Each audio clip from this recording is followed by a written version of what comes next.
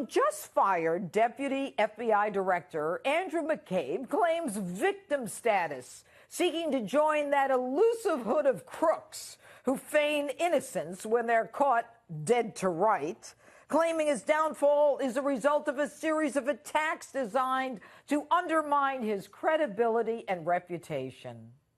Andy, I don't know how to break this to you, but the only reason you're even in the news is because you're a liar. And when you lie under oath and to the FBI, you're a wrongdoer, you're a cheat, and you're an offender. So, McCabe, are you a crook too? Consider this.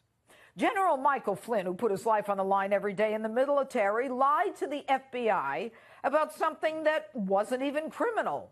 And now he's a convicted felon. Martha Stewart lied to the FBI, and she is a convicted felon who went to jail. So you lie not only to the FBI, but to the Inspector General and under oath, and you were even given an opportunity to take it back, but you still lie. So they're crooks, but you're not?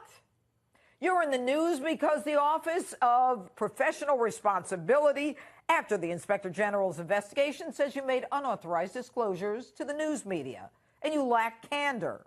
You lied about the Clinton Foundation investigation, and you leaked information to the Wall Street Journal and the New York Times, which you're not authorized to do.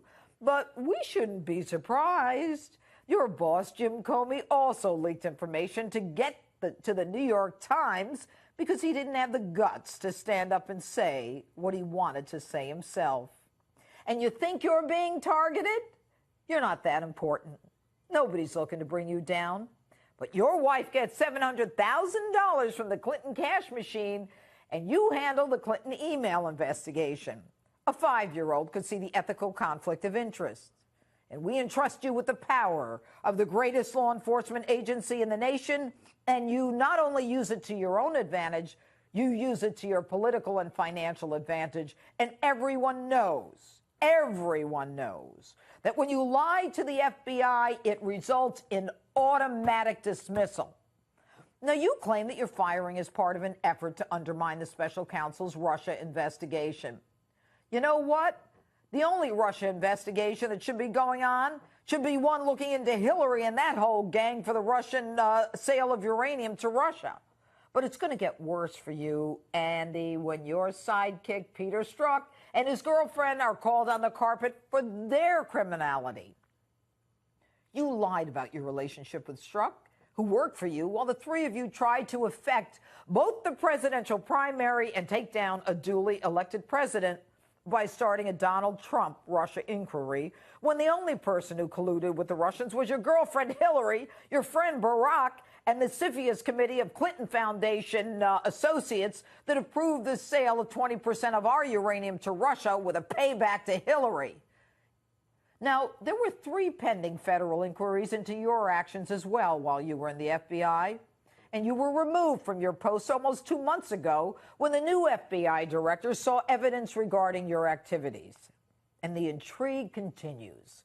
While you threaten Jim Comey and threaten that if you go down, everyone else will, Jim Comey writes a conciliatory tweet that, quote, "You stood tall over the last 8 months and served with distinction for 2 decades," close quote.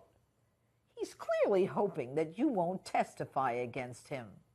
This is a classic crime family takedown. Who is going to rat on whom? If this were the movie The Godfather, Cardinal Comey is the capo di tutti. Andrew McCabe is the enforcer. Lisa Page is both the consigliere and the gomad, and Peter Strzok is a button man. And it looks like Strzok, who signed the warrant application to the FISA court, was a close friend of Judge Contreras, who signed the warrant. It's so damning that the judge recommended a social setting where there could be a surreptitious meet with a cover of a dinner party so the judge wouldn't be required to take himself off the case. Even Bob Mueller knew enough to take Strzok off his investigation because Strzok was so dirty. Andy, you can complain all you want that you were unjustly fired, but the facts contradict that. You should have been fired a long time ago. You should lose your law license, and you should have been taken out in cuffs.